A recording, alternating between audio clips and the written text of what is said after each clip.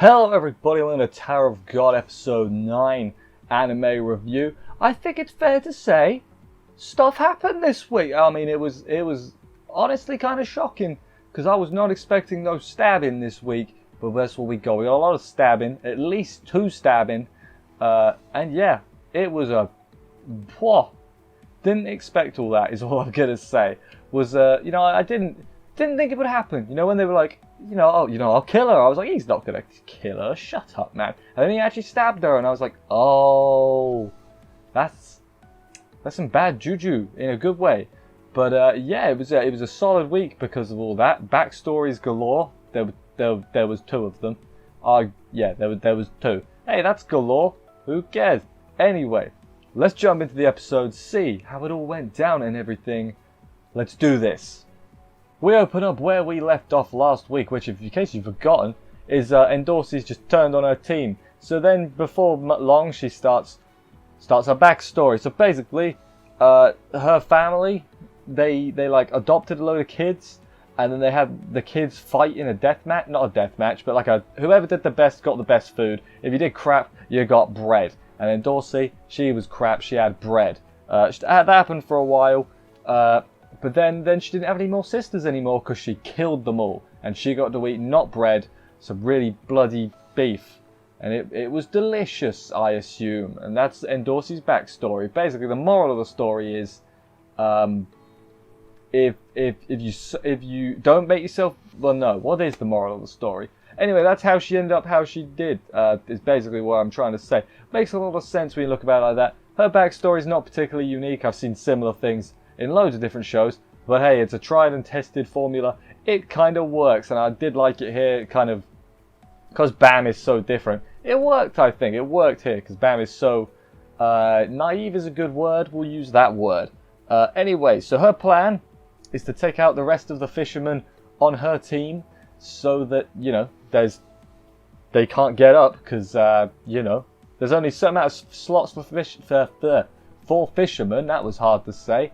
So if she takes 2 out, then there's 2 less people competing for the spots. More chance of going up. That's basic mathematics right there. That's a good plan. She tells Bam to go up to Rachel. He stands around for a bit like, I don't understand. Why are you doing this? That's my Bam voice. Not very good.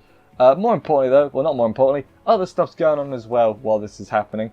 Hats is fighting Quant by himself. He gives it a good old go, we'll say. Ho disappears, leaving that girl, whose name I should really learn at some point, leaves her by herself. Bam tries to get Endorsi to stop. Doesn't quite work. They get engulfed in green flames from this guy's ignition sword, they called it. I'm assuming because it makes fire. That's why it's an ignition sword. That's some great analysis right there. Meanwhile, those guys that were meant to be helping Hats, they straight up ran away. They're not helping at all. So yeah, doesn't matter. Quant catches them and crushes them, we'll say. That's a good thing to say it. Meanwhile, Bam, we're zipping about a bit at the moment. Bam protects Endorsi from the flames because he was behind her and then he was in front of her. So, unless I've completely misremembered that, he must have jumped in front to protect her a little bit from the flames. So he took the brunt of it. So that happened. Ho went to talk to Rachel, which is a decent plan.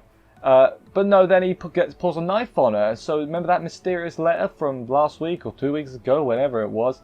A mysterious letter basically said, hey, if you kill Rachel or Michelle Light, then Bam will go away as well. So that happened.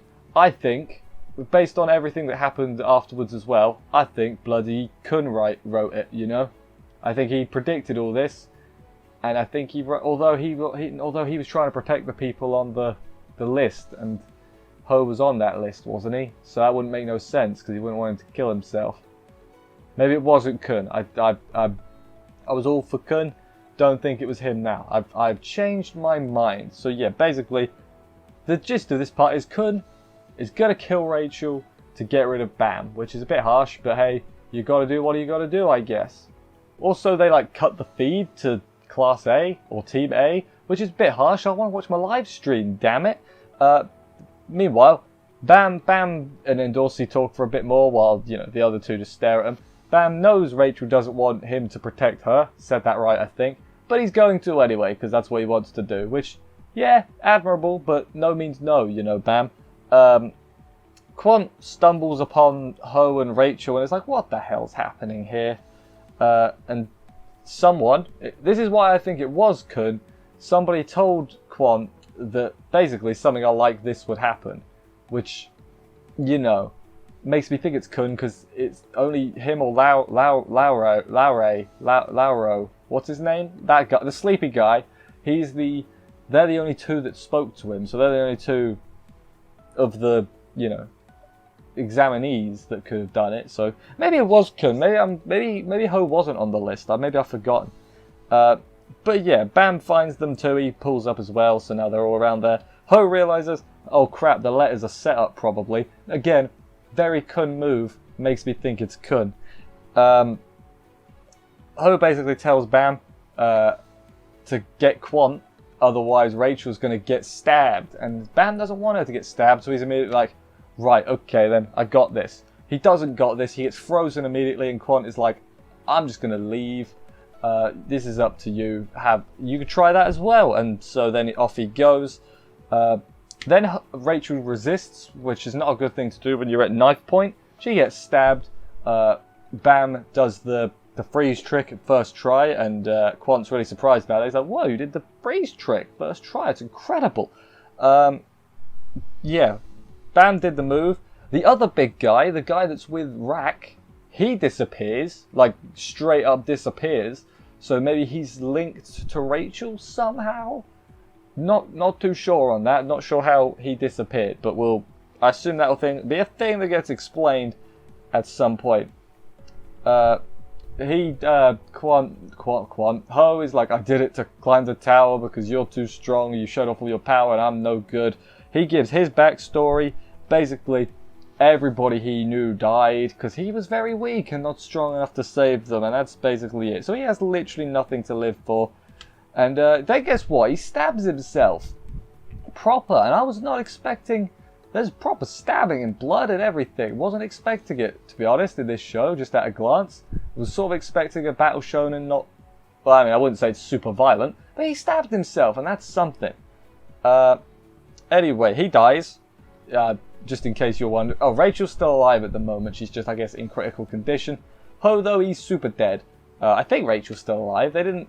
With Ho, they like straight up said he's dead, but with Rachel, they were like, well, we could save her if we get this done quick. So I think she's still alive. And Dorsey shows up with that guy's sword. She probably killed that dude, right? Like, there's no way she just knocked him out and took the sword. She probably killed him. So she's got the sword now. Does Endorsey. That other girl slaps her, basically because you traitor. And it's like, well, no, she's half a traitor. Well, no, she is a traitor. But she did it for the... I don't know. I don't want to be... No, she's a traitor. What am I saying? I like Endorsey, but she's not exactly a team player, is she? And Endorsey slaps some knowledge, basically. Here you go, Bam, here's some knowledge. Basically, it's going to get harder from now on. There's going to be a lot more pain, a lot more suffering, a lot more death. So, just don't kill Rack. That's all we want. Leave Rack alive. Flipping dinosaur man, chocolate dinosaur, he's the best. Endorsey and Quant then go have a 1v1, except it's not a 1v1, and because Bam joins in to help Endorsey, because one of them, I forget exactly which, is basically like, Rachel will survive if we finish this quick, we get a 10 to 2. So Bam's like, alright, I need to help. Help he does, he helps Endorsey, he does the freeze thing briefly. The other girl sort of laments at Ho's corpse a lot. And like puts his eyelids down and stuff. So she's off doing that while the other two are fighting. Endorsey gets her badge stolen. Her whole jacket gets stolen as well at one point, and she gets all sad. Goes up to him and it's like, oh no, I'm very sad. But then turns out, psych, right? Plot twist. Wasn't the badge at all. It was her underwear. And while he was distracted, she stole his badge. So then Endorsey won. And Team B wins. Endorsey did all the work. Bam was the assist. Everyone else? I mean, no one else really did anything, did they? Hats got wrecked. Yeah, no one else did anything. Yeah, it was just them two really. So good teamwork, I guess. The team fell apart. Let's be real. Like there was no teamwork involved, other than Endorsi and Bam at the end. Everyone else fell apart the first second. B team wins. They get Rachel to the hospital, I assume, at the very end. Maybe hospital's a bit of a wrong term. The medical wing. I don't know what you call it. She's getting taken care of so she won't die. But yeah, it seems like also weird thing here. They said like how Rachel and Bam followed Rachel. Like, how did he do that? Is because I mean we're all assuming he's not a regular. He's an irregular. We're assuming that from way earlier. How does that work? Is it because he was just in proximity? He was like, oh, she left and he was right there, so I guess I'll follow, you know? Or is there more to it than that? I would assume there's more to it than that. Words are a challenge. So yeah, Ho died. That's to wrap up this week in a neat little bow. Ho died. Rachel's injured. Bam, I guess he grew a little bit. You know, he's learnt more of the hardships of the world. Kun was asleep. He slept through all of it. So either makes me think he kind of knew what was going to happen because he slept through it. Like unlike everyone else that was paying attention. There was a part where Anak was getting her hair done. That was a thing, and she blushed, and it was like, oh my god, what? That's weird. So and then also like Endorsi wants to climb the tower with Anak. So I guess they're friends. Well, maybe not friends, but they're not complete enemies. I think that's a good way of putting it. Yeah, it was another good week. Weird to think we've only got 4 episodes left, you know, of this season. This is done. I think this is done quite well. So I'm fully expecting a second season and hoping too. Although if it doesn't, you know, I'll read the webcomic. You know, I'm interested enough to where even if we don't get another season, I'm in now, so I will read. And reading is good every so often.